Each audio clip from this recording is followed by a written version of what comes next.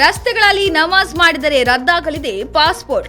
ಈದ್ ಹಬ್ಬಕ್ಕೂ ಮುನ್ನ ಖಡಕ್ ಎಚ್ಚರಿಕೆ ನೀಡಿದ ಯುಪಿ ಪೊಲೀಸರು.